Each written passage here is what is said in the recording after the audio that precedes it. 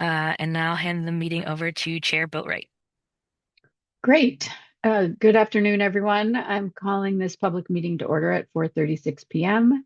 In accordance with the Building Emissions Reduction and Disclosure Ordinance, Boston City Code Ordinances, Section 7-2.2, the BERDO Review Board will hold a virtual public meeting at 4:30 p.m. on December 8th to review the following topics in regards to the reduction of greenhouse gases from building energy production and consumption so as to promote the public health and welfare of Boston residents. In accordance with the Massachusetts Executive Order suspending certain provisions of the open meeting law, we are conducting this public meeting online. The public may access this call through Zoom or telephone. For the record, I am Jessica Boatwright, Chair of the Board, and I will now conduct a roll call of the board members. Board members, please say your name as they appear on the slide. Jessica Boatwright, Stephen Ellis. Hassan Faruqi. Lori Ferris. Gail Lattimore. Reginald Stovall. thank you. Staff will now introduce themselves. Hannah Payne, Director of Carbon Neutrality in the Environment Department. Diana Vasquez, BERDO Review Board Manager in the Environment Department. Hi, everyone. Claudia Diaz Martinez, Policy and Equity Advisor, Environment Department. Hi, Ziggy Chin, BERDO Review Board Assistant in the Environment Department. Hi, everyone. My name is Maria Holguin, and I'm an energy advocate.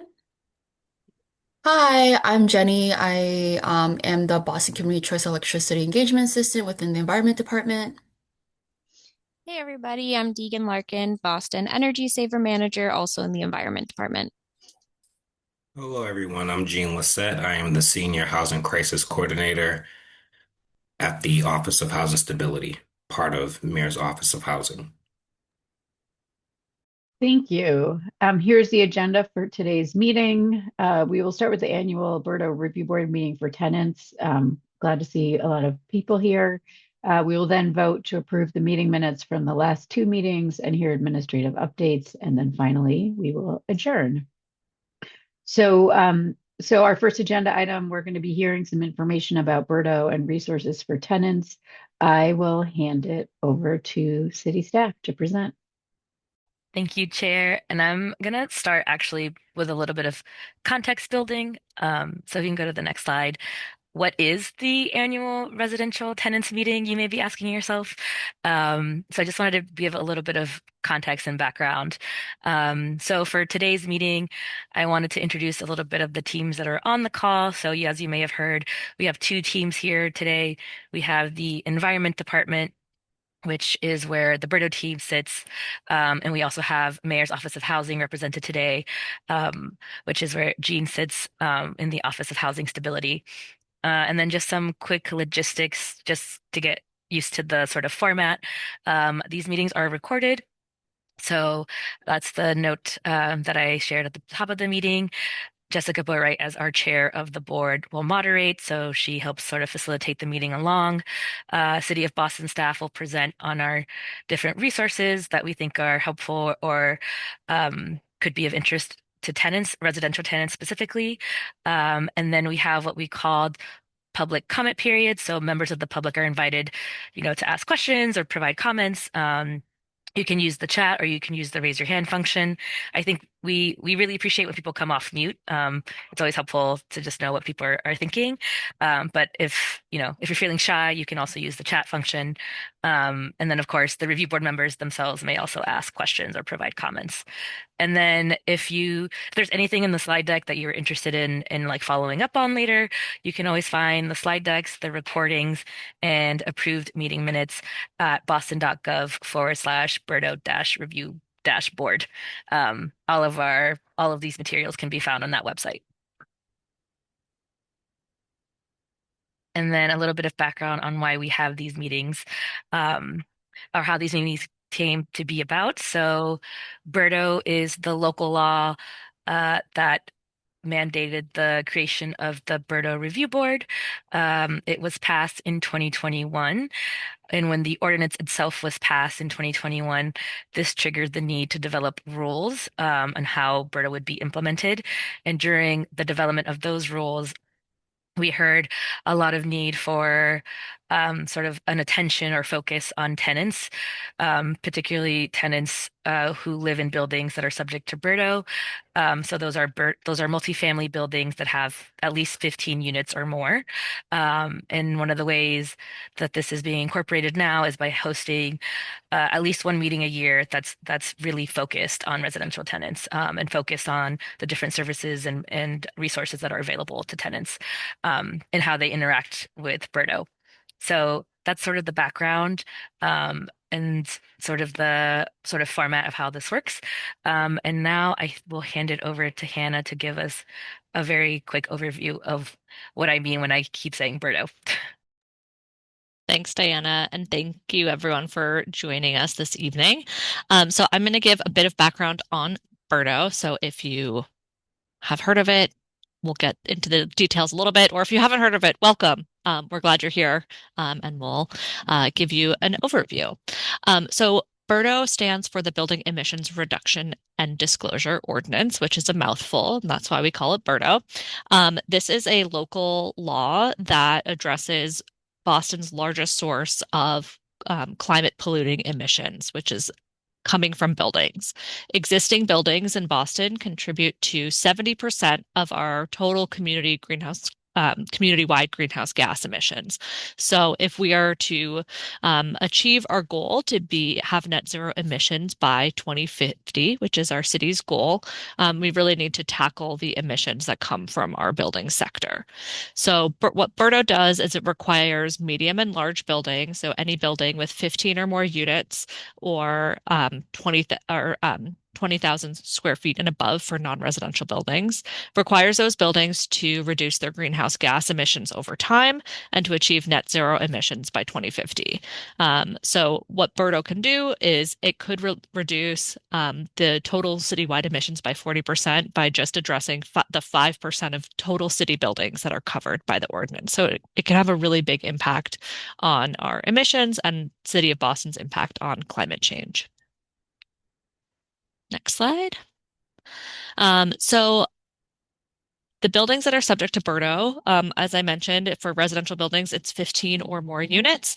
And for non-residential buildings, it's 20,000 square feet and above. However, the larger set of buildings, so those that have 35 units or more or 35,000 square feet and above, need to begin compliance with emissions standards or emissions limits starting this year in 2025, which will be reported and demonstrated in next year's reporting cycle, 2026. So everything, we always do reporting in May for the prior year. So we'll see that first emissions compliance in this upcoming May of 2026. For buildings that have 15 to 34 units or are 20,000 square feet up to 35,000 square feet, they will need to begin compliance with the emissions limits starting in 2030, but they'll still need to meet the lower emissions limits, which you'll see in a minute. So it's really important that for even those buildings that don't have an emissions limit this year or next year, that they start planning for how they're going to reduce emissions over the next several years. So this table shows the emissions limits or emissions standards that apply to the different building types within BERDO. You can see on the left, there are the different building use type categories. So for most of those, you on the call, if you're joining because you live in a BERDO building, your emissions limit for your building would be the multifamily housing category. You can see that the emissions limits change every 5 years by category, and all building types need to have net zero emissions by 2050.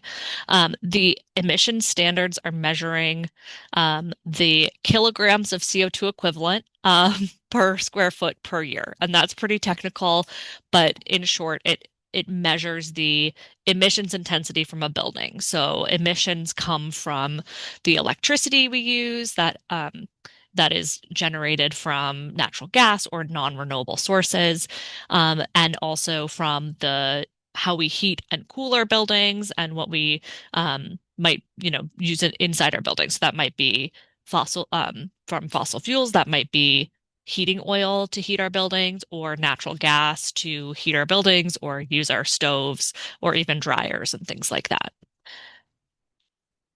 Next slide. So what does BERDO require from building owners? It requires annual reporting of energy and water use from the previous calendar year. And this has actually been required for the larger buildings since 2013. And then we require third-party verification. So every verification year, so this in 2026, next May, for the 2025 calendar year, will require third-party verification for all of the buildings that have an emissions standard to meet. This makes sure that the data is reported accurately and is reviewed by a professional. Then the big requirement of BERDO is emissions reduction. So buildings need to stay under their emissions limit, that those limits decrease every 5 years, and then achieve net zero emissions by 2050.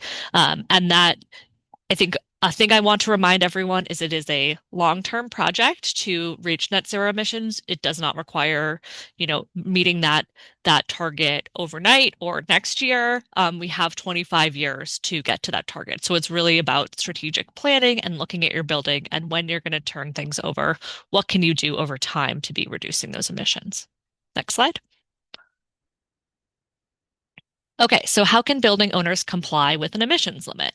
The first thing they can do is reduce energy use in buildings. So this might be implementing retrofits or improvements, investing in energy efficiency, weatherization. We have folks on the call who you'll hear from later who can talk about mass save and other ways to reduce energy use and emissions in your building. And we have a number of other supports for BERDO building owners to help them navigate this process. Then you can also obtain renewable energy. So if you have solar on your roof, that can count to reduce your emissions, but you can also buy eligible renewable energy from offsite to reduce emissions from your electricity usage. And then the third option is to invest in the community through alternative compliance payments. So if a building is above their emissions limit, they can make an alternative compliance payment, which is $234 per ton. So if you went back to the kind of how we measure emissions, for every amount of emissions above your limit, you can make an equivalent payment to bring your building into compliance. And that funding then will go into our Equitable Emissions Investment Fund, which the review board who's here tonight, makes funding decisions on, and to award grants to projects that reduce emissions in buildings that have environmental justice benefits. Next slide. So I talked a little bit about this, but here's a nice graphic of what building decarbonization can look like.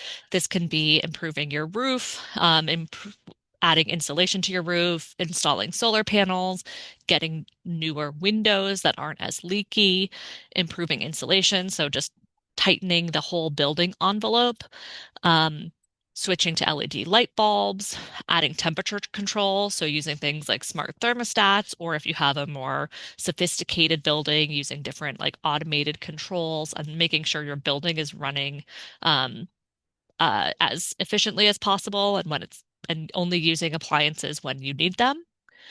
Switching to electric or induction stoves, electrifying your heating and cooling by using very efficient heat pumps, electrifying hot water heating, and then also just installing energy efficient Energy Star appliances. Next slide. So that is a quick overview of BERDO. We'll talk a little bit more about what the review board and what this body does, and then we'll take some questions at the end if you have questions about BERDO or the review board before we get into the different supports and the folks from the city who are here to talk about their programs. Thanks. I can very quickly review what the review board is. Next slide. So the review board, the governing body that is currently present and hosting this meeting today, is the body that oversees the implementation of BERDO. So when BERDO was passed in 2021, part of that ordinance created this review board. It's a very special board in terms of how this type of law has worked in other places in the country. Because this board is a 9-member board of volunteers, 6 seats of the board or 2/3 of the board actually have to be nominated by community-based organizations. So 6 of our 9 seats are individuals who, were nominated by a CBO in the Boston area. We have 1 seat that's reserved for the city councilor or their designee who chairs the Environmental Justice, Resiliency, and Parks City Council Committee. And then we have 2 additional seats that are open to any individual. That includes, self-nomination or if they were nominated by any other individual or entity. And our ordinance itself lists different areas of expertise that the board members must exhibit. And I think something that's worth noting here is that the ordinance specifically notes experience and expertise in these areas can come, either through educational attainment, professional work experience, or through lived experience. So really taking into account a holistic approach of the different expertise that people bring to the table. Next slide. So just very quickly, I won't read each individual organization, but this is the current list of approved CBOs who can nominate folks to the board. This opens up every 5 years. So the next time, if an organization that's interested in becoming a nominator, the next cycle opens in 2028. Next slide.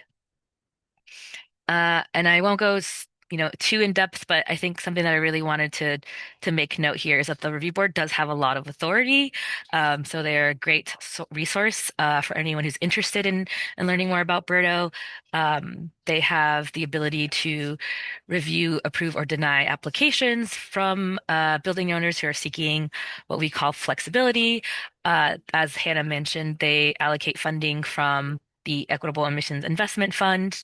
They also have the authority to enforce the ordinance, recommend changes to some of the rules or compliance mechanisms, propose updates to the emission standards or the price point that the alternative compliance payments are at, and approve sort of the use of renewable energy and for BERDO compliance or for reducing emissions in special circumstances. So really, I think a key takeaway here is that the review board does have a lot of authority in the ordinance. And now that was a very quick overview, but obviously, as Hannah mentioned, we do have a section for Q&A or public comment. But I'll let Claudia now talk about how tenants can get involved. Hi, everyone. I'll be just going through why does this matter for a tenant that lives in a BERDO building, or why should we care about BERDO as just a resident of Boston, and different ways that you can continue to be involved with BERDO. Next slide, please. So one of my favorite parts about BERDO and building decarbonization in general is that for people like us that live in a city, we spend most of our lives in buildings. So you are likely living in a small home or a multifamily building that uses energy. We spend a lot of our lives living there. Then we go to work or to school. That likely happens in a building. If you have a kid and you get them to daycare, that is also likely happening in a building. So if you think about it, buildings touch most of our lives in cities. And BERDO and building decarbonization more broadly is an opportunity to make those buildings better and just improve the places where we live, work, and play. So when we're thinking about the impacts of BERDO and who is impacted by that, all of Boston residents at large will benefit from the reduction of emissions that are coming from buildings and the overall benefits of improving air quality and mitigating the impacts of climate change.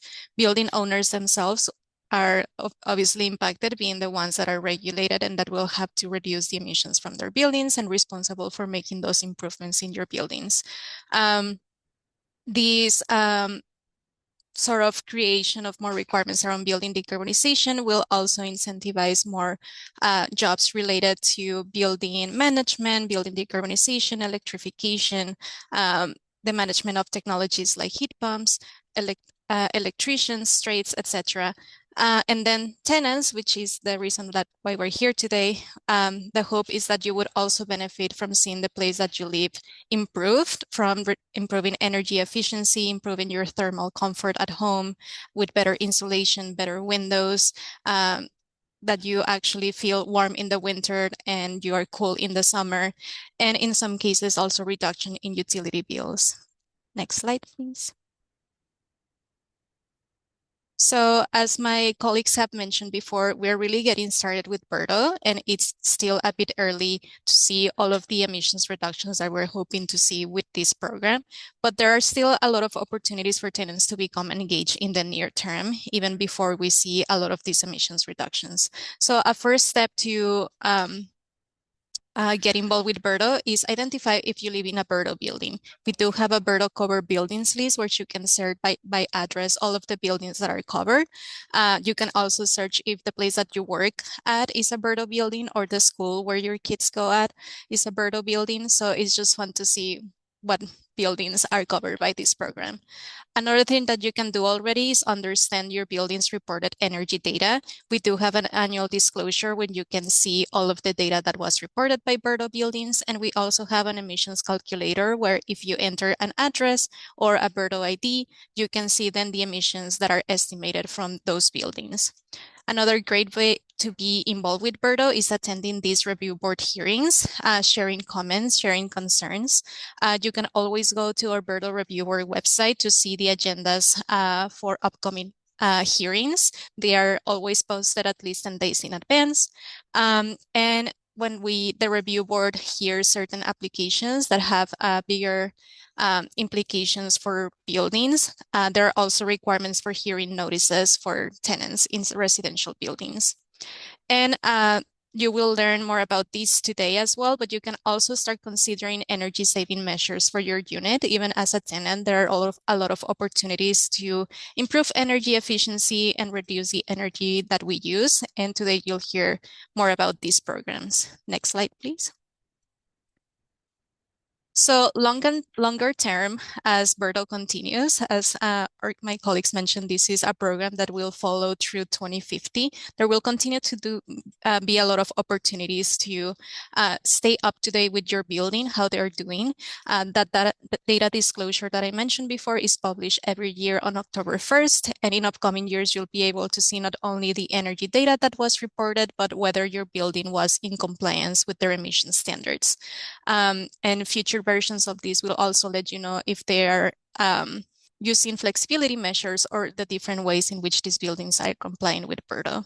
You can also always feel free to come to any review board hearing to submit comments related to a flexibility measure application, to applications of the Equitable Emissions Investment Fund, or simply to share concerns about BERDO and building decarbonization in general.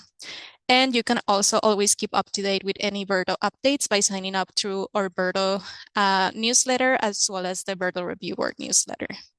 Next slide, please. And this is the schedule for review board meetings that we have for next year in 2026. And I believe this schedule will be shown again at another point in the meeting. So don't worry if you don't have everything down just now. Next slide.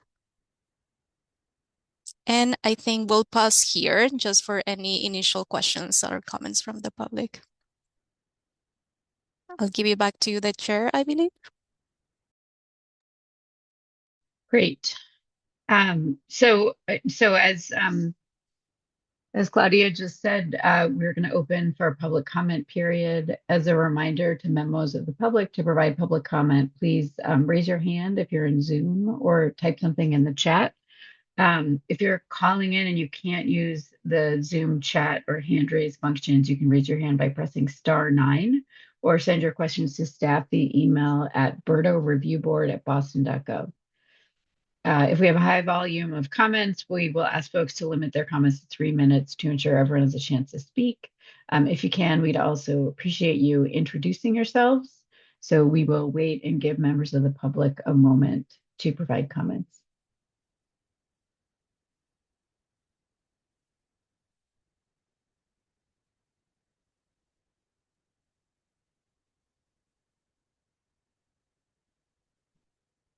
All right. Oh, Jason Boyd. Uh, Good evening, all. My name is Jason Boyd, and I am here on behalf of Action for Equity. And thank you for what you shared thus far in regards to how residents can participate in the BERDO process. But I'm here to speak to also um, some priorities that Action for Equity has identified in regards to uh, tenant protections. And I'm not sure if the meeting goes on, if it'll get into that. But if I could very quickly, and I've shared this with uh, board member Hassan, who's been awesome in working with Action and bringing these resident protections forward as priorities. So we have a quick 8 ones, and I'll put it in the chat afterwards. But just really want to just make sure that resident protections are at the forefront of this process, because BERDO stands at the intersection of environmental and housing justice. So some of the priorities are prohibited capital cost pass-throughs. So we're asking to develop policies and practices that prevent landlords from passing the cost of energy efficiently upgrades to tenants through rent increases or extra fees. Subsidies accompanied with tenant protection. Subsidies that offset costs can be offered to landlords if they adhere to a clearly defined set of tenant protections, such as but not limited to an inability to raise rent for a given period if accessing these subsidies. We're also want to prioritize a tenant habitability plan. This requirement ensures that permits for renovation work include to minimize the disruption and maintain safe living conditions. If displacement is necessary, landlords should be required to reduce or waive rent for effective tenants and cover temporary relocation costs. A priority is resident communication and engagement, which is to designate a budget line for tenant liaisons as a designated point of contact, keep impacted tenants informed through the entirety of the process, and then partner with community-based organizations to support a robust public education campaign. 3 more. Thank you for your patience. Tenants' rights notification process, which is the formalized notification protocol. So there are uniform requirements for posting mandatory notices for all projects. Create an easily digestible and identified protection notice. And this information should be provided in multiple languages as appropriate to ensure all tenants understand the process and their tenants' rights. And tenants should receive regular updates on the project's process, including any changes to the schedule or scope of work. Enforcement and information sharing is another priority. So develop enforcement mechanisms and budget funding for appropriate identified city departments to ensure that tenants' rights are upheld and landlords who fail to comply are held accountable. Public access to database. So develop a public access database to track BERDO compliance efforts in residential buildings, allowing residents and advocates to monitor progress and identify non-compliance. And last, additional roles of the BERDO Review Board hold an annual meeting on tenants' rights and review recommended changes to regulations. So thank you for hearing me out.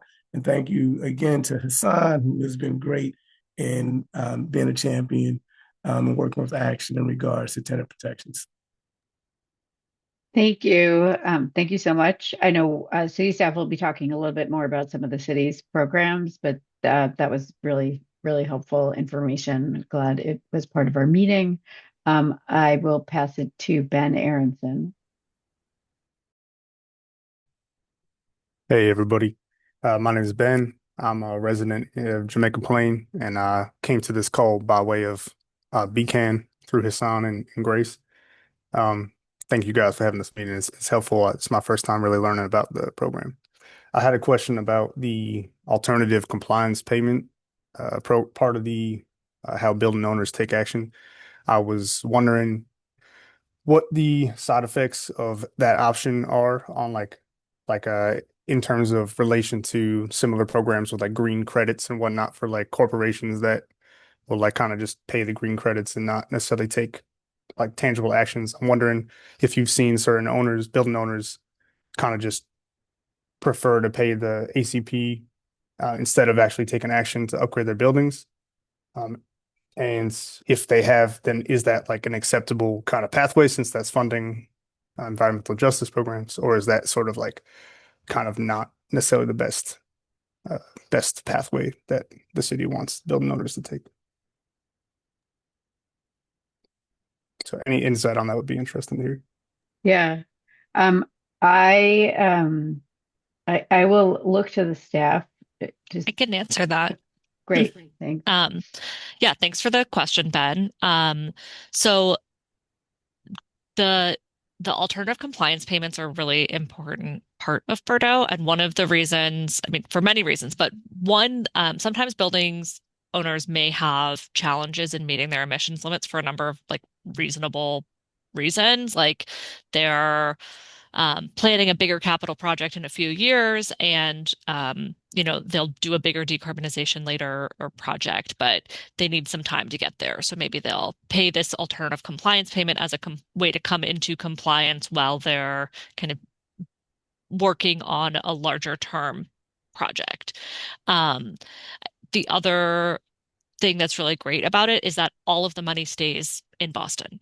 And so what's different than maybe like an offset program that many companies like may utilize, where they're, buying trees and planting trees somewhere else. All of this is staying in Boston, so it's funding projects in Boston that have decarbonization, that are going to reduce emissions in buildings and are going to benefit environmental justice communities. So some of the projects that the board has voted to fund so far are affordable housing projects that are, adding solar or changing their HVAC, things like that, where there's going to be emissions reduction. So I think one way that I think about it is like, if it's really challenging to take the action in your own building, you can actually do that in someone else's building who's going to have trouble paying for it. And I think that overall we're going to be reducing emissions, even if it's happening kind of in different places. So hope that So helps are there, answer it. yeah, But that's great.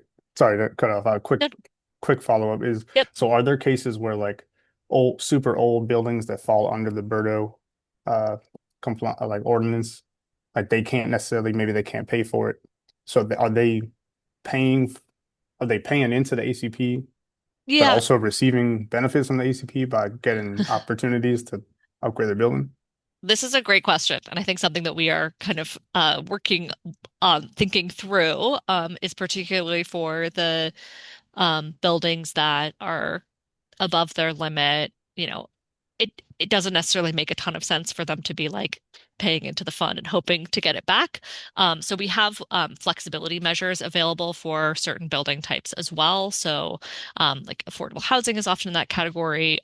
There's like a number of different flexibility measures and criteria. We could take the whole time trying to explain that, but happy to send you more information or go into a little bit more detail.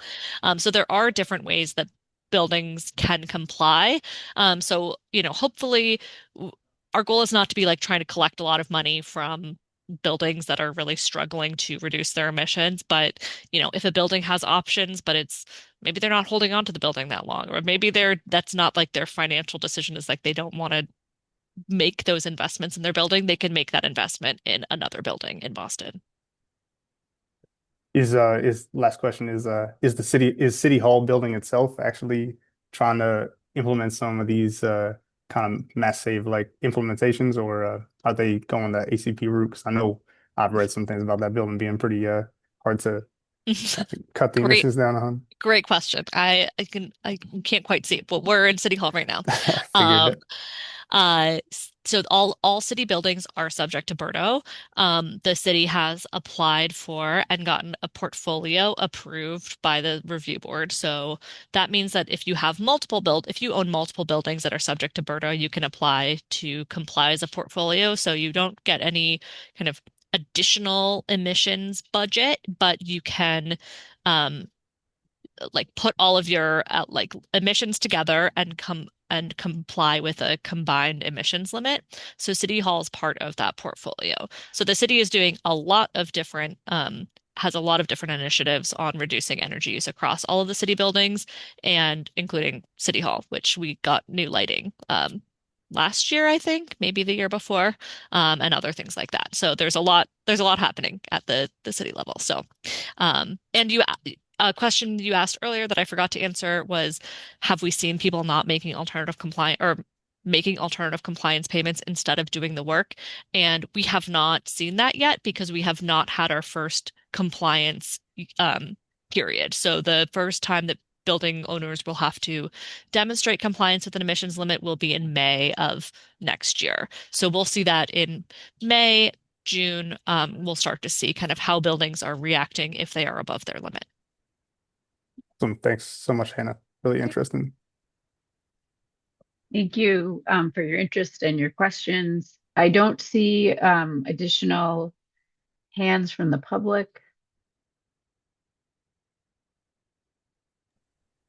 So I just want to confirm with the staff team, because I know that there are okay, great. We have a few other open comment periods, but we are going to move to board Q&A on this first section of the presentation.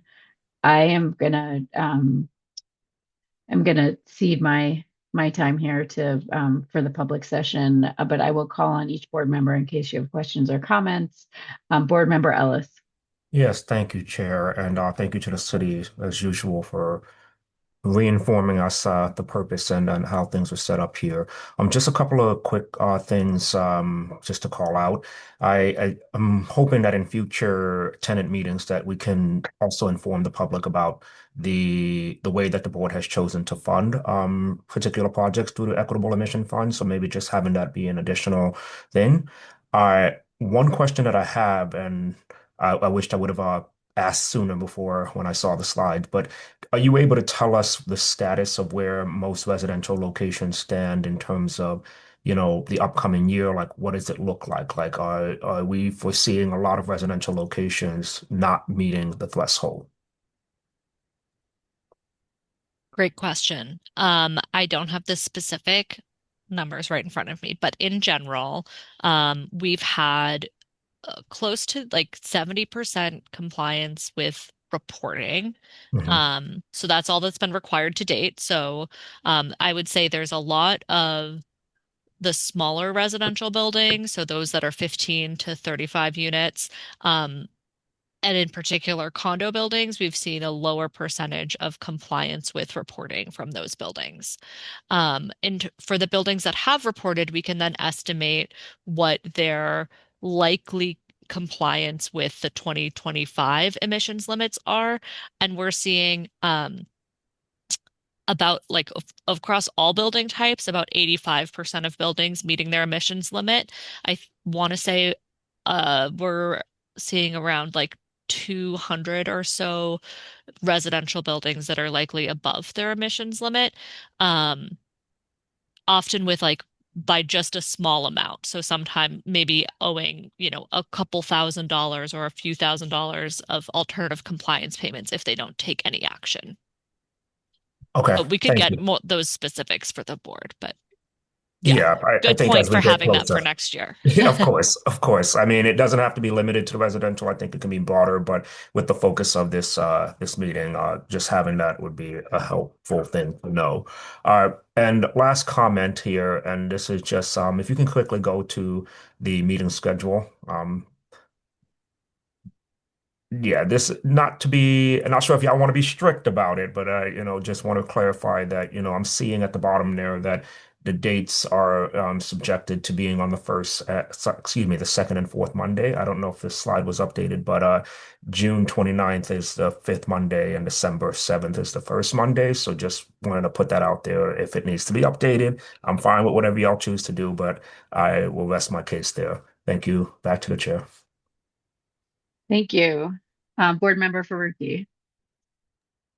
Thank you, Madam Chair, and thank you to all the staff for the presentation. I also, of course, want to thank all of the members of the public who are here, particularly those who've testified. It is really this advocacy that is the reason that we have BERDO in the first place and the reason that we're having this meeting. So please, for everyone else who's here and for those who are watching the recording, please always look to us on the review board as a resource and reach out to us, whether it be testifying in these meetings.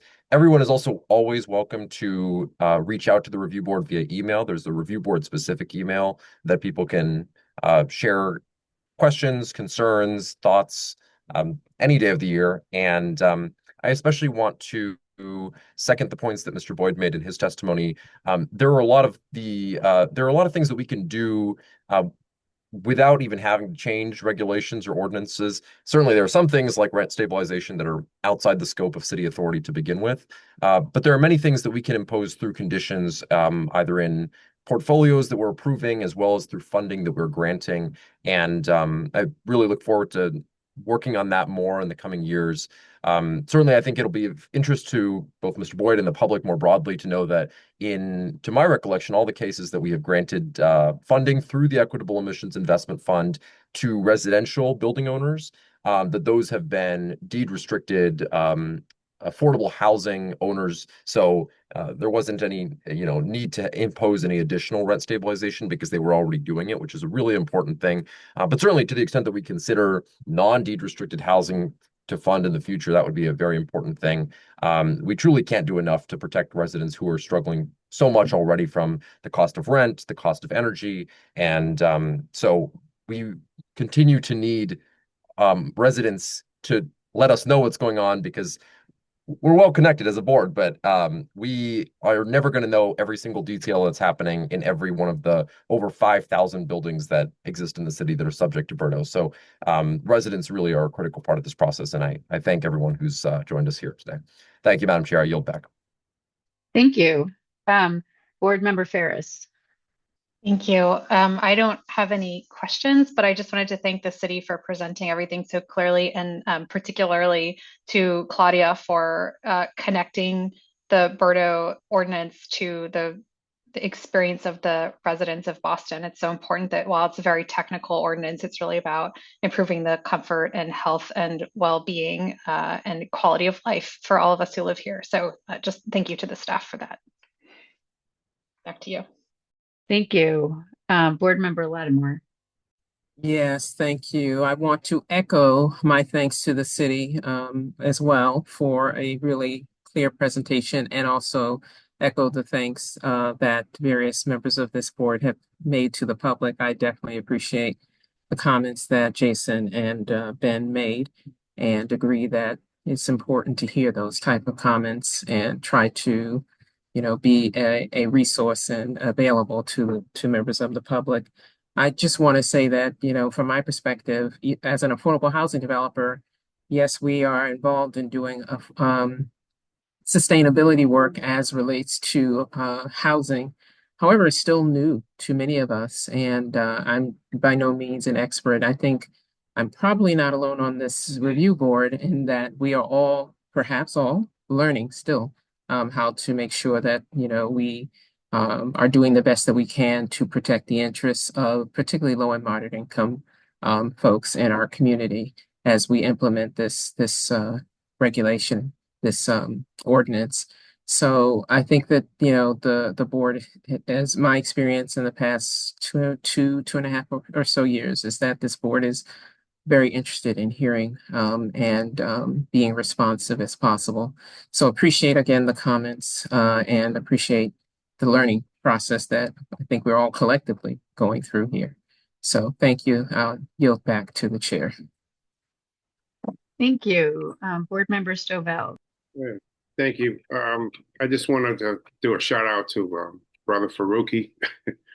The work that you're doing for the tenants and the outside organizations, and making sure that voices are being heard. Thank you for the organizations that showed up and that were out, making sure that we didn't forget them or neglect them, and the questions that they asked were very good. And I'm just proud being an organizer and being part of that world as well. And thank you to the city, all of the people who are supplying us the information, the ones who are breaking it down so that everybody can learn, because it is very new to me. And I do appreciate each and every one of my fellow board members as well. for being patient with me. Um, I just have nothing but praise and thanks. And I yield the floor back. Thank you to all of my fellow board members for really, really great words for today's conversation. Are there any further discussion or questions? I think we can move forward on the agenda.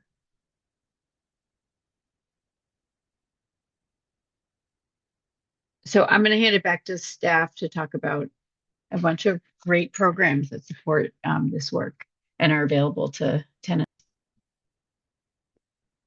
Awesome. I want to say thank you so much for having me. I think we're going to start off talking about Boston Community Choice Electricity.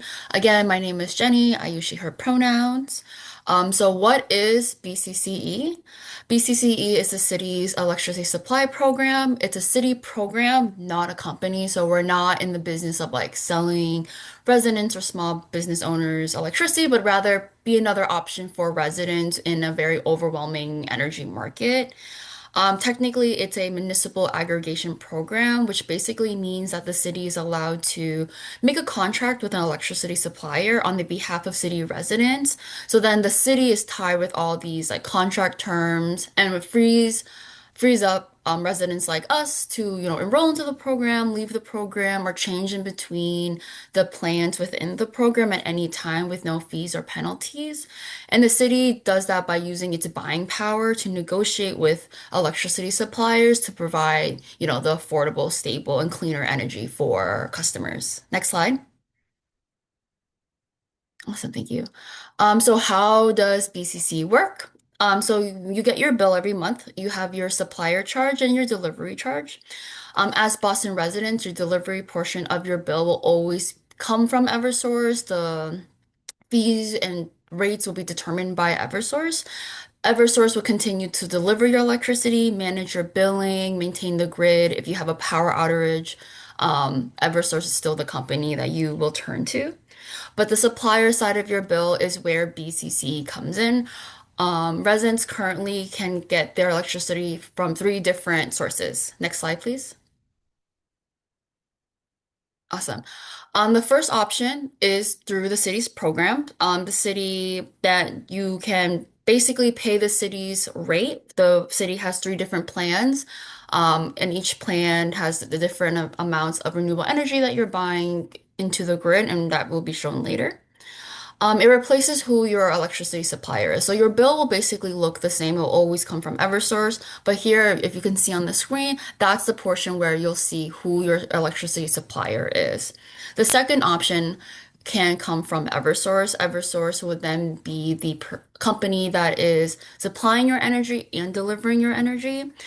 Something to keep in mind about Eversource when you have them as your supplier is that they change their rates every 6 months. And the last option that residents have is buying electricity through competitive electricity suppliers. The city doesn't recommend buying from or interacting or signing contracts with these companies. These are private companies whose sole purpose is to sell you electricity. And the city doesn't want, because we get overwhelming amount of residents who come to us talking about feeling like they've been misled or misinformed or feel like they've been scammed out of by working with them or signing contracts with them and just paying more than they necessarily have to for their electricity. Next slide, please. Thank you. So, like, why do we have BCCE? And one of the major reasons is these competitive electricity suppliers. BCCE is here to, mitigate the volatile energy market that we have and the dangers of these suppliers that, go door to door. You see them tabling at grocery stores. They might be excessively calling you or mailing you marketing materials to get you to sign up with their company. And oftentimes these competitive electricity suppliers, they have high termination fees, have high penalties. They might introduce themselves with a low intro rate, but then have their rates skyrocket 3 to 6 to 9 months later. And they typically target older adults, communities of color, or residents with, limited English speaking ability, low income residents, etc., etc. Next slide, please. Um, for example, last year in April, competitive electricity suppliers have cost our residents almost $400,000 in the month of in 1 month. This just means that if these residents who were on third-party suppliers just stuck with Eversource basic service, would have saved that almost 400K that month if they just stuck with basic service, let alone being part of the city's program, which are typically um, less expensive than Eversource's basic service rate. Different tactics, like I mentioned before, that are really common that you might see with competitive suppliers is they might be calling you claiming that they're from Eversource or contract with the city and try to get information that way.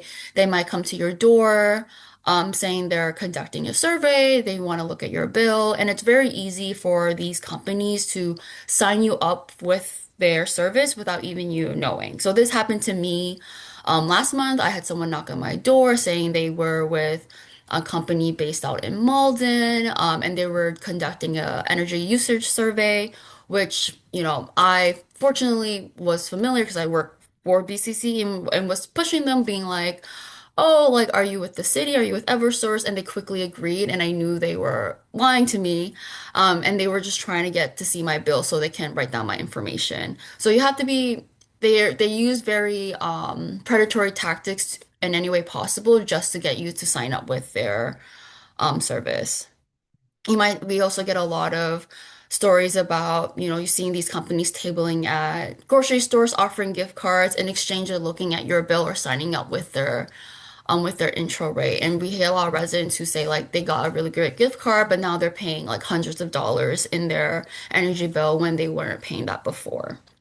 And so, one thing to keep in mind is that BCC will never come to your door. Anyone who claiming that they're working with the city without showing proof, ID, etc., most likely are there to scam you. Can I get the next slide, please? Awesome. So currently on your screen, you'll see the three different plans that Boston Community Trust Electricity has.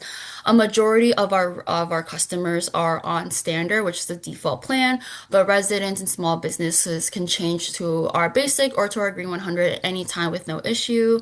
The only real difference, obviously, besides the rate itself, is the amount of renewable energy that you are adding to the grid to make the grid greener. And our current rates are good till the end of November of 2027. So right now we just started our new contract with our supplier from our last contract, Direct Energy. So you won't see if you're, already on BCCE, you won't see a change on who your supplier is at all. You will only see the change in your rate, which fortunately will be lower from our last contract. Can I get the next slide, please? Thank you. Some other things to keep in mind, BCC doesn't interfere with any benefits that you may receive. So for example, if you get fuel assistance, you're on the discount rate, you might be on a payment plan with Eversource. BCC doesn't interfere with any of those things. So you can feel comfortable enrolling in BCC without worrying about losing any other benefits. If you're in a position where you feel like you have overwhelming bills, Eversource does have payment plans for all income levels, so you can directly apply through them. And we are also currently in the shut-off protection period. That means that from now until April 1st of 2026, if you are making 60% state M&I or lower, um, you are protected from preventing, Eversource from shutting off your electricity if you don't make payments during this period. Next slide, please. This here is just contact information. If you want to reach out, if you want to have like a one-on-one bill to review your bill, talk about your experiences, or have more questions about how to sign up or how this might affect you, there's multiple ways to contact us. You can always contact us through 311. If you want a more official appointment, you can always make an appointment through our calendar. And we're always happy to help any residents or any small businesses who have questions about signing up for BCC or about their circumstances that makes the most sense for them. Thank you.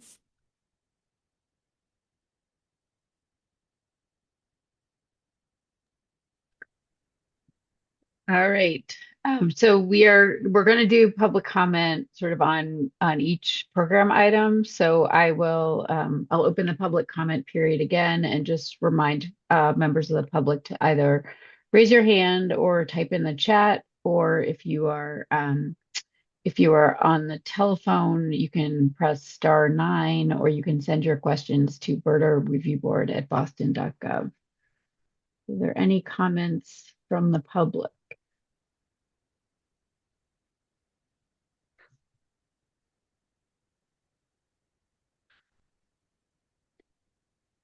All right.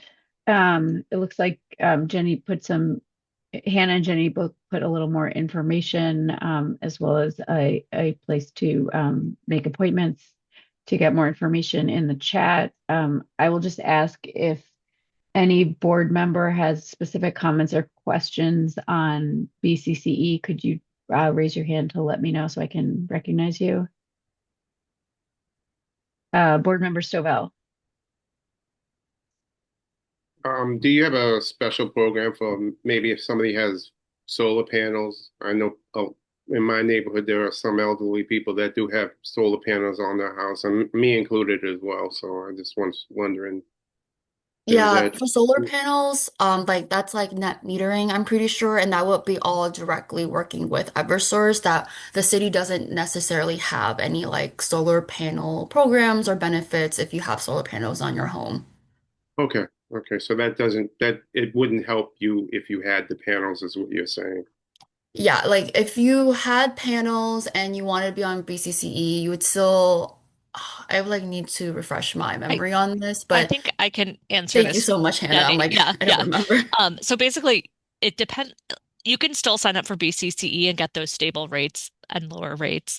Um, it won't interfere at all with your solar and what solar arrangement you have set up with Eversource.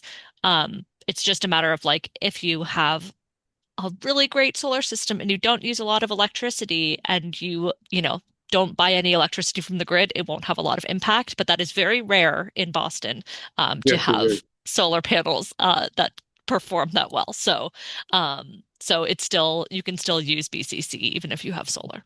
Okay, because I have a neighbor that has an electric car and he has solar panels, and I got like three people on my street basically that were they have the solar panels, and they were saying, wow, the bill still is a little bit high. So that's good to know, so I can pass that along to them as well. Thank you. That is excellent. Thank you. I yield back. Thank you. Are there any other questions from the board? Board Member Ellis. Yes, thank you, Chair, and thank you, Jenny, for that presentation. I am a current member of BCCE. I just wanted for a quick talking point. Can you share with me, if you have it available, by what percent each category has been reduced? I tend to talk about the program in its entirety a lot, especially as a person that had fell for the trap of signing up with a private company. But are you able to share what percent reduction in each of those rates the city was able to achieve? Like the reduction from the last contract to the current contract. Correct. Across the board, it's around 1 cent. I can put into the chat so you can get a more specific answer, but I don't have like a percentage off my head. Okay, not a problem. And just for the broader public, I'm hoping for a comment here because the talk is about electricity and being very careful about sharing or thinking twice about sharing your account number outside of your home to any other program. But this issue extends beyond electricity to also include heating as well. Is that correct? Yes, it depends on where you're getting your heating and like it's a little bit different because a lot of our like depending on where in the city, some heating's included into your rent, some it's not, things like that. Hmm. So it's a little trickier. There's less from what I've seen in the past year and a half or so, there's less of like a like a huge marketing scam predatory action in terms of heating, just because there's fuel assistance and there's a lot more knowledge and fear around that versus electricity less likely to be included in your rent, more likely to be things people forget about and folks moving around depending on your situation. So it's a little bit easier to prey on those customers on in electricity versus heating. Are there any resources or directions that you would recommend folks go to if they're trying to understand, are they under a predatory sort of heating contract, as opposed to what would be considered cheaper? Yeah, well, there's a few different avenues depending on a customer's comfortability with technology. Honestly, if someone is not comfortable with technology, they're always welcome to call 311, and we're always happy to just walk them through the process, go over their bill, see what makes the most sense for them. We have boston.gov/energy, and that explains different resources people have. And then on our BCC website, we also have a protect your electricity account page. It's very thorough in going over like what does a competitive electricity supplier look like, how to get out of a contract, things like that. And I can also put that into the chat. But depending on where someone's at, they can always just reach out at 311 and then happy to direct them to the right path that makes the most sense for them. Thank you, Jenny, for the work that you're doing. I will yield it back to the chair. Thank you. Board Member Lattimore. Thank you. Yes, and thank you, Jenny. I absolutely appreciate the presentation, and I appreciate the work the city is doing. And I know there are a number of organizations, some on this call, some board members also very involved in helping to promote Boston BCCE. I get like you, it's maddening when I go into one of our local supermarkets, and we have one that I won't name in Dorchester that was doing that usury letting people come in, those scammers come in and offer gift cards or to people at the door for them to sign up with a gift card to that grocery store if they will sign up for this scam supplier. And we have taken or tried to take that grocery store to task. And so it's really maddening. I know, so I know there are a number of different folks in the nonprofit and community space that have been working actively with the city to promote BCCE. I just wondered, so I know the city's done a lot of outreach. Just wondered if you could comment on, just a little bit more on the outreach for BCCE, because I'm thinking about like health centers and churches. Has the city approached those type of entities in terms of getting information to clients about and parishioners about BCCE? Yeah, we have. I think like what's really tricky and a problem that me and my manager are encountering is that as important as BCC is, electricity saving it is, the it's not always folks' biggest priority on their plate. Biggest priorities people's plate are worried about at the start and end of each month is going to be rent, it's going to be groceries, it's going to be medical bills. So I think a strategy that we've been really pushing for is joining events that we know people are already going to be there at. Resource fairs. We will table at an event, even if the event's focus might be something else, like about housing or about like it's just a fun community event or block party folks are hosting. I think one thing we're trying to shift into the new year in our approach is trying to do more bill clinics or one-on-one bill assessments so folks feel like they have more to get out of that interaction instead of being like spoke at. But like with all this information, which can be really confusing and really overwhelming. And that way, folks are getting educated, being a bit more aware, and feel like they have more control over their bill and feel like they have more authority on like not being pushed to join BCC. Like it's a choice that they're actually making for themselves that makes the most sense for their situation. Mhm. Thank you. Appreciate it. Thank you. Are there any other questions? All right, I'm going to move us along to the next program area. Sure. So I think that's me. Hi, everybody. My name is Deegan Larkin. I am the Boston Energy Saver Manager with the City of Boston. And I'm going to talk a little bit about this new service that's come online. Next slide, please. So the Boston Energy Saver is a a fairly new program we launched just about a month and a half ago.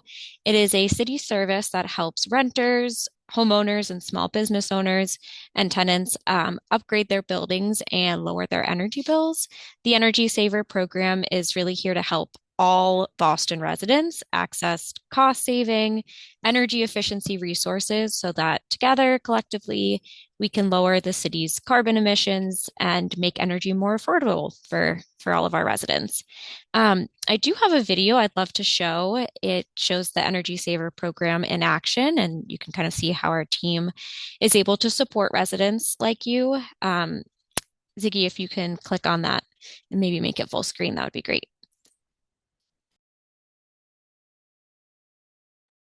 I don't think we can hear it.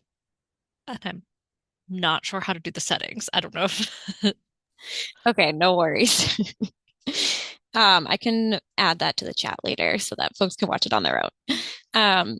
But essentially, it was just it had some examples of folks who participated in the Energy Saver program ahead of our launch and how it was able to help them reduce their energy bills. And I'll talk more about that in the next slide. So when you connect with the Boston Energy Saver program, you'll receive one-on-one support from a member of our team. So you'll probably be talking to me. Honestly, I answer a lot of the calls, or my colleague Maria, who's also on this call tonight, or one of the other staff members on our team. You give us a call and we'll walk you through the different energy saving options for your home or business, help you select the best option for your space. So what does that really look like? Some of the energy saving opportunities that we can connect you with include things like weatherization, so insulation and air sealing. These measures can plug up small holes and cracks in your building and insulate your walls, and that helps you keep the heat in during the winter time and keep the heat out during the summertime.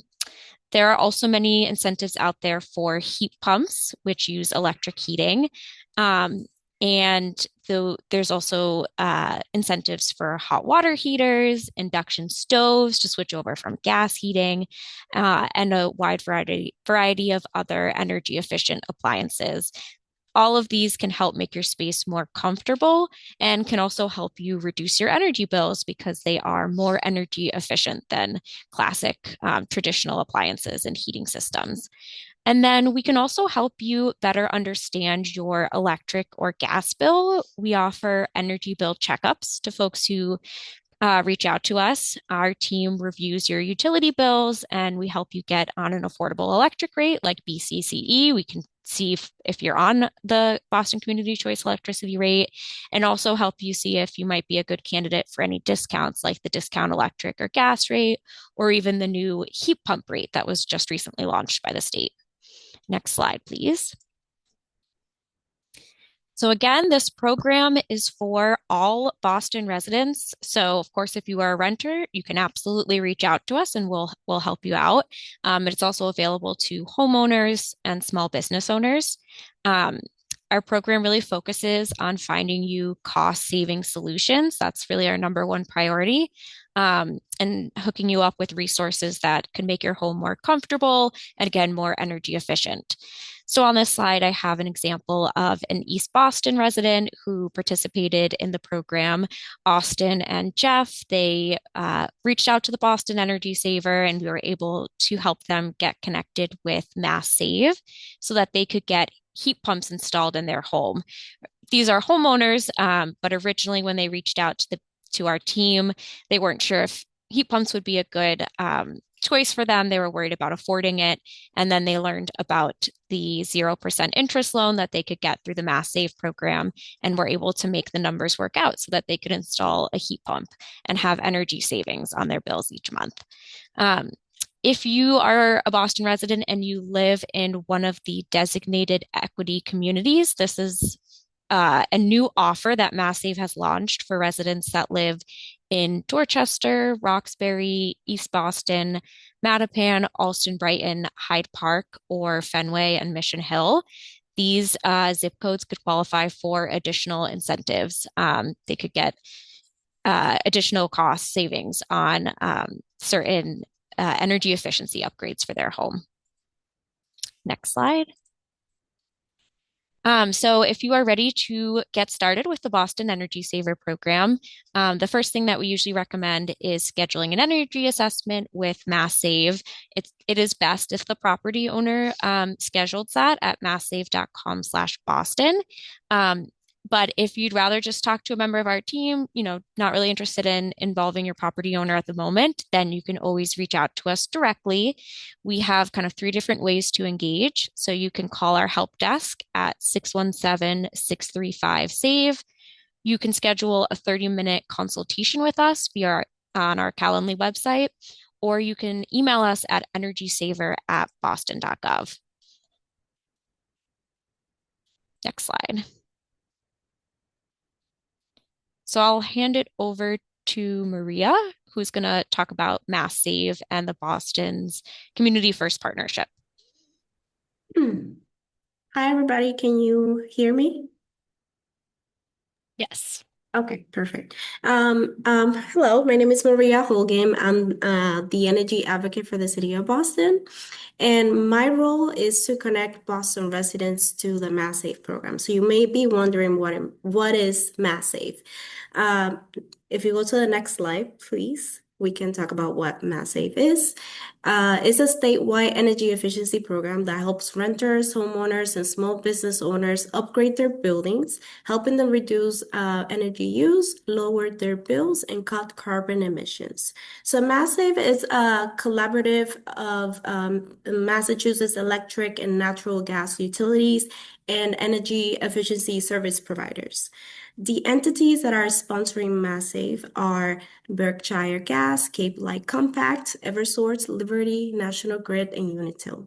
So as one, they all form Mass Save, and they all have the goal of helping residents and businesses across the state save money and energy and leading the state to a clean and energy efficient future. Next slide, please. So let's talk a little bit about how Mass Save is funded. So Mass Save is primarily funded through a subcharge on your electric and gas bills. So when you or your landlord pay utilities, you're contributing to the Mass Save program. If you look at the image that is shared on this slide, this is a sample of electric bill from Eversource. You look at where it says total charges for electricity, specifically on the delivery charges side, you'll see something that says energy efficiency. So that is for this case, it says $7.81. So that is the money that is going to the Mass Save program. And this is just a sample bill. So the amounts are going to be different for every bill. And it is, they do take into account the energy use. So I wanted to point that out for you.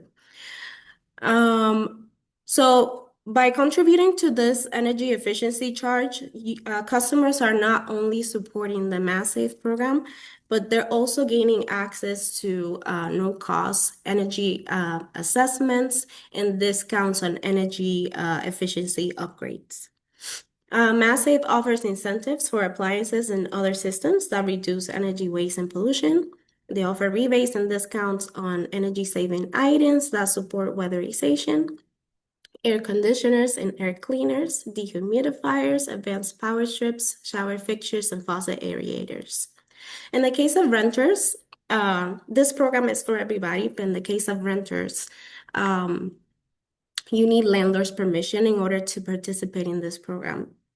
Rental buildings in Boston can get no-cost energy assessments and no-cost or low-cost energy upgrades like insulation and heating and cooling systems. Next slide, please. So to get started, you can visit the masssave.com website. The first step to get started with this program is by scheduling a free home energy assessment. Where an energy specialist can go to your home and they'll be able to assess your building's energy use. They'll be able to identify where the energy is being wasted or lost, and they can recommend improvements for your home. After the energy assessment, usually, so these assessments can be in person or virtual, and they take about 2 hours. After the assessments, you get a report where you get information on incentives, and it will let you know about the different, the program pathways that you qualify for. So that is the website, or you can scan the code to go and learn more about the program. I definitely recommend, if you're new at this, you have absolutely no idea how to get started, you need more information, please schedule an appointment with our help desk, Boston Energy Saver help desk, so we can provide some guidance for you. Thank you. Thank you.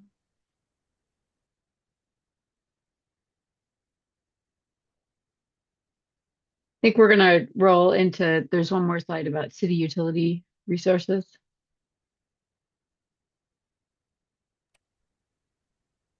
I believe, Maria, this may also be your slide. On the next slide, Ziggy.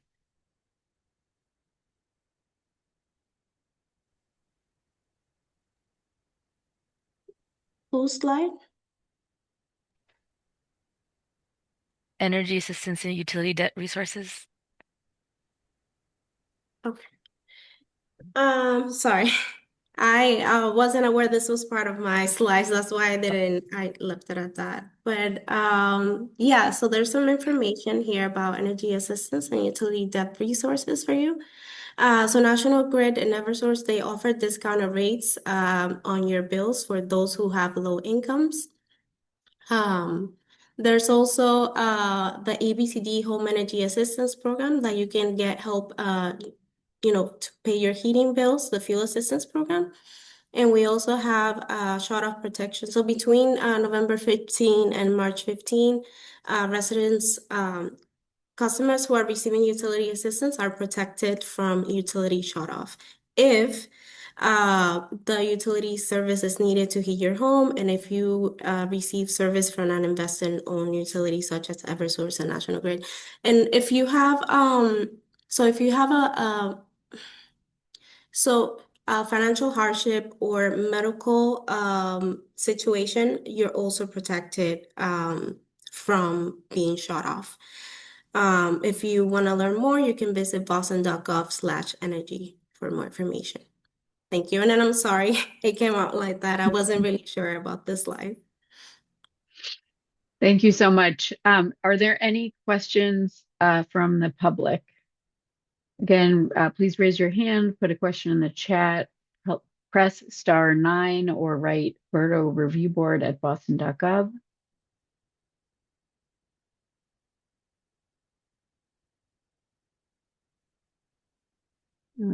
All right. I am going to turn it to board members. I do just want to remind folks that we have just over 30 minutes left, and Jean has a lot of really helpful slides about housing, so I want to make sure we have time. So board members, if you have a question or comment, please let me know. And if it's sort of more informational in nature, let's try to follow up with staff after. So are there any board members with questions or comments?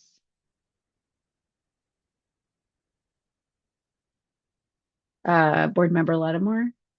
Yeah, I do have a number of questions, but I will, follow up with staff. But one quick question that I was wondering about on the services that Deegan spoke of. Are those income restricted services, or is anyone able to kind of get support in the areas that you talked about? Yeah, that's a great question. So, Boston Energy Saver is for anybody, regardless of income, and that's navigation support. So, you can call us, you can schedule a consultation with us online. We don't have any income requirements whatsoever, just that you're a Boston resident or you own a property or rent a property in Boston. And then the actual incentives that you qualify for, most of them are through the Mass Save program, although there are also state and federal tax credits that we talk to people about. And then things like in-house services like energy bill checkups that we'll do for any resident that's interested. So in terms of specific measures like weatherization or heat pumps or hot water heaters, those there are incentives if you meet certain income requirements. In some cases, those could be offered at no cost or at an extreme discount. But the Mass Save program doesn't have an upper limit for income. So while income eligible folks could qualify for more incentives, anybody that's paying an electric or gas bill in Massachusetts and in Boston is contributing to the Mass Save program. So there may be ways to get other incentives, even if you don't meet the income-based measures. Thank you. And just one quick other question for, I think it was Maria. Thank you for the information. You mentioned that if you're on an investor-owned utility like Eversource or National Grid, then during that period of time in the winter, you can't be shut off if you meet certain conditions. I think that's what I understood. What about if someone is on one of these third-party, contracts? Are they also protected? Ooh. I can Jenny. answer that. Yes. Okay. Yeah. Yes, they're definitely also protected because you're still getting Eversource is your utility distributor, so that all applies. Okay. You're paying your bill through Eversource. Yeah. Great, thank you. I have other questions, but I'll follow up with the staff. Thank you. Thank you. Are there any other questions or comments? All right, I am going to move us on to the housing stability supports.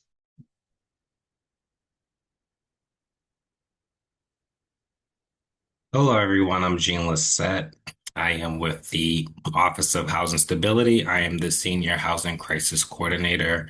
I want to thank everyone for putting together this presentation. It's good to get all this information that I didn't know exist, and I can bring it back to my team, and we can, figure out other ways to support the residents of Boston. So thank you for having me.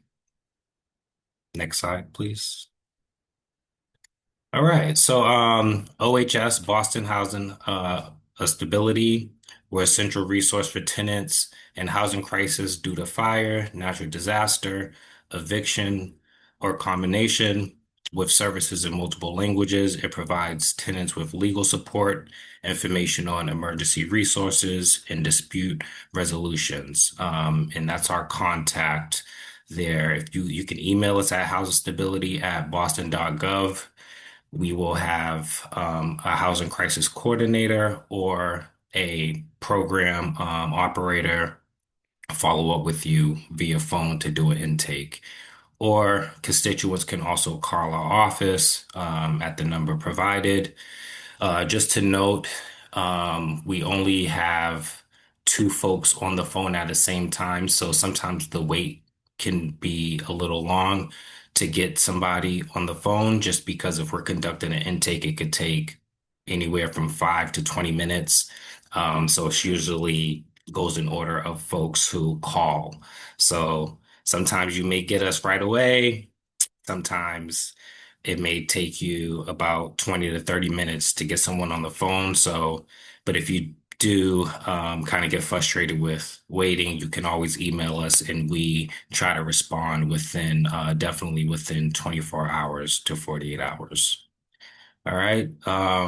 Some of the programs that we offer are free legal clinics. So every Tuesday from 5:30 to 7:30, we have weekly free legal clinics that connects tenants with attorneys and landlord mediators. So we partner with GBLS, which is Greater Boston Legal Services, and also Just to Start, which is our landlord mediation organization that we work with. So they will, you call into the legal clinic, it's via Zoom. So you call in and we'll connect you with someone, an attorney at GBLS or one of our mediators to kind of guide you and give you some advice on whatever housing crisis or housing situation you're going through at the time. We also have educational guides, the housing search, top 10 things to know, and also the constituent resource packet, which is very helpful. The resource packet has different organizations that offer financial service, different vendors that help with eviction preventions, and then also different resources that help you with if you're moving, you need moving costs. They also help with that as well. All right. Our tools to find affordable housing is MetroList. And then we also offer housing crisis support services. So we provide variety of support services, including eviction prevention and finding permanent or temporary housing for residents. We also have a fund called Tenant Stabilization Fund that offers up to $5,000 to residents, City of Boston residents who are facing eviction. You must have be court involved in order to receive this $5,000. So if you or any resident in the city of Boston is going through an eviction and they have arrears, they must be 30 days or more in arrears, and they must have at least a notice to quit. Have them call into our office and we could offer, they can do an intake and we can see if we can get them approved for our TSF funds. Next slide, please.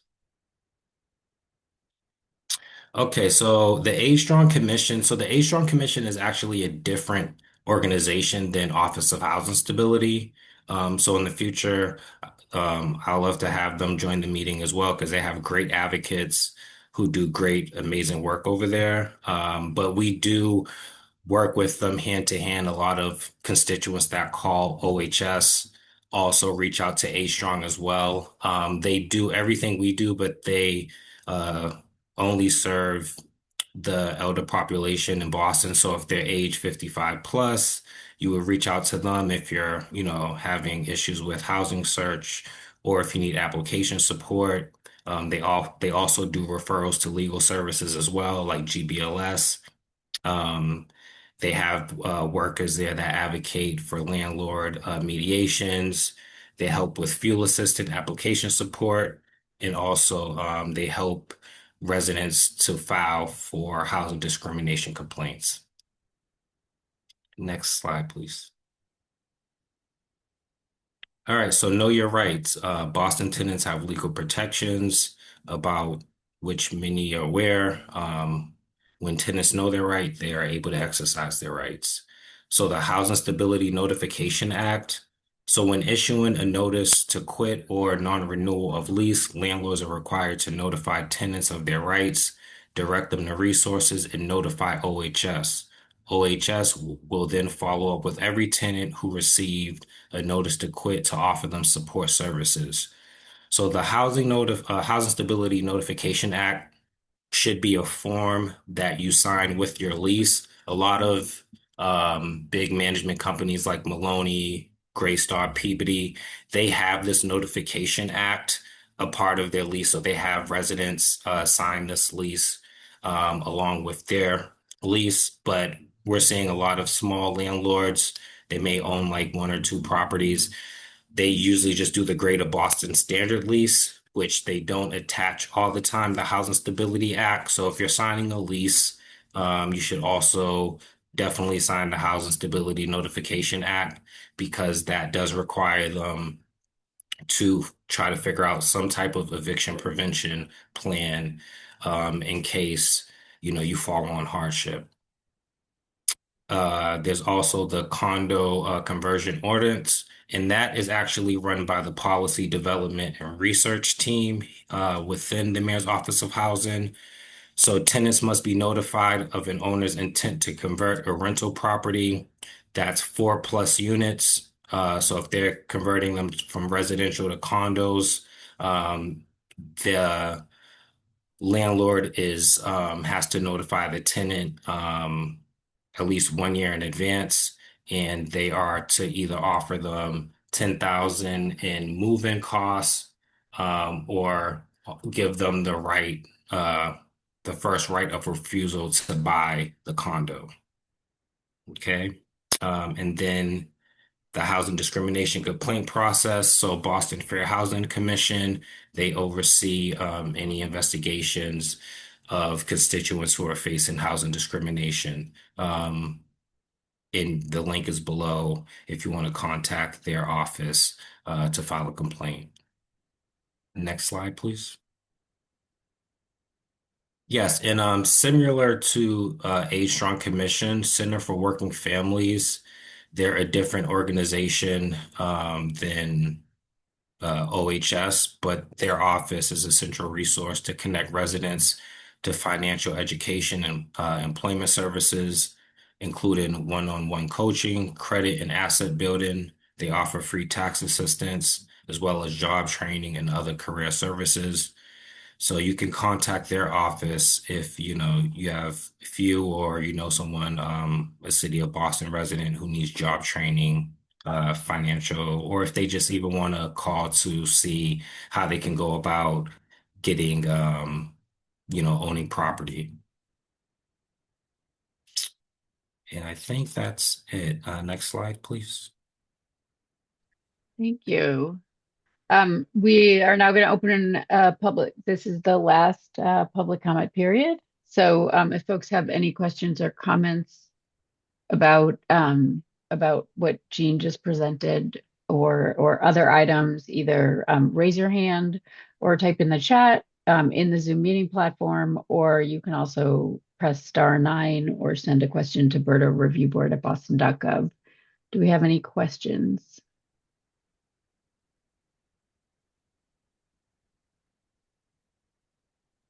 All right, I will ask any board members who have comments or questions to please identify yourself by raising your hand.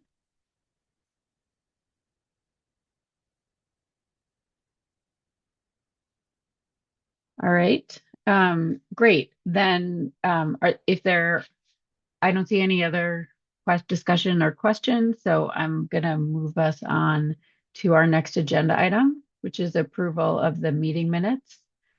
So are there any questions Chair, or can comments? I Oh, yeah.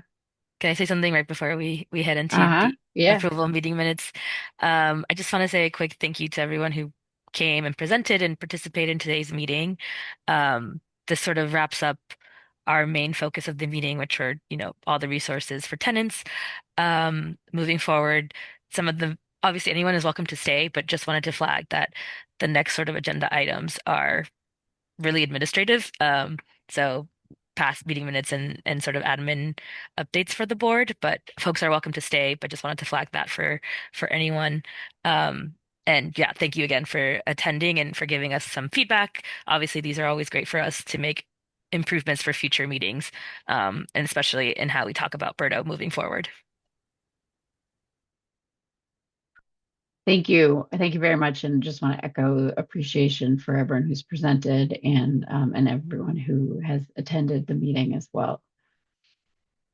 All right, so we are voting on the previous meeting minutes, which I believe are from November 10th. It says October 27th, but I think they're November 10th. Sorry, I can also add, we ran out of time, or we didn't run it, well, Okay. we were squeezed for time at our last meeting, so we're actually going to approve two sets of meeting minutes. Okay. So first, I will make a motion to approve the October 27th meeting minutes. Is there a second? Second.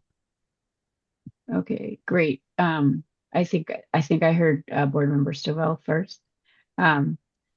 So on the motion to approve the meeting minutes, board members may vote in favor, oppose, or abstain. The board members who are not in attendance and should abstain, the only one is Councilor Coletta Zapata, who is not here this evening. So those in favor of approving, please say aye or show your hands. Aye. Aye. Aye. All right, I think I see a unanimous approval. So the minutes have been approved, the ayes have it. We will now do a vote to approve the meeting minutes from November 10th. Are there any questions or comments? Can I have a motion to approve the minutes? So moved. Thank you. On the motion to approve, oh, I need a second. Sorry. Second from Board Member Faruqi. So on the motion to approve, again, you can vote in favor, oppose, or abstain. I have a note that Councilor Coletta Zapata and Board Member Ferris should abstain. I also was not able to attend the entire meeting. So I will ask for those in favor, please say aye or show your hands. Aye. Aye. Great. Thank you. And abstentions, I will abstain. Board Member Ferris. Abstain. Okay, great. I don't think we have any board members opposed. I think I saw everyone. So the minutes have been approved. And before we close, we will do some administrative updates, and I will hand it over to Ziggy. Thank you, Chair. I want to give an update on flexibility measures because I haven't given one in a while. So in total, the BERDO team has received 39 building portfolios applications, and we have approved 35 of those applications. We've also received 5 ICS applications and approved 4 of those, and then we have received 10 hardship compliance applications and approved 1. We are reviewing the applications that now have been approved for completeness and working with the applicant to get them ready to come before the board. And then also talking about the 2026 meeting schedule, thank you, Board Member Ellis, for pointing out those 2 dates. I will fix that. Has been updated on the calendar on the website. But we're looking at the 2 holidays that land on a BERDO Review Board meetings, and we're proposing moving them now to the following Tuesday. I just want to see if there's any objections. If not, we can I can make that change on the schedule, on the public and on the calendars. Thank you. Are there any other comments about dates? All right. Yeah. Okay, great. I'll make those. And then just want to say that I've sent the new calendar invites to the review board for the 2026 meeting dates, and then the full calendar is up on the review board website on boston.gov/BERDO-review board. And then the next meeting is going to be of 2026. It's going to be on January 12th, and Happy New Year. Great. And that's all for me, Chair. Thank you. Thank you. Thank you so much. Are there any questions on the administrative updates? Board Member Ellis, do you have a question on this, or you're getting ready for our next item? I'm about to say motion to adjourn this meeting for December 2025. All right. I will give the honor of the motion to Board Member Ellis, who was so wonderful in leading us as chair in the first part of 2025. So seems only right for him to move to adjourn our final meeting. Is there a second? I second it. And happy holidays, everyone. Happy holidays. Happy holidays. Thank you. Yeah, very happy New Year to everyone. But before we go, on the motion to adjourn the meeting, board members in favor, please say aye or raise your hand. Aye. Aye. Any opposed? All right. So I believe we have a majority. I didn't get a vote from Board Member Lattimore, but I think we have a majority, so we're good to go. So the motion passes. I'm sorry, I raised my hand. I thought I was on screen. I'm in favor. Sorry. Oh, okay. All right. All right, great. So the ayes have it. So our final meeting of 2025 is adjourned at 6:14 p.m. Thank you, everyone, and have a very happy holiday season. Thanks a lot. Happy holidays. Thank you. Happy holidays. Thank you, Thank you. everyone.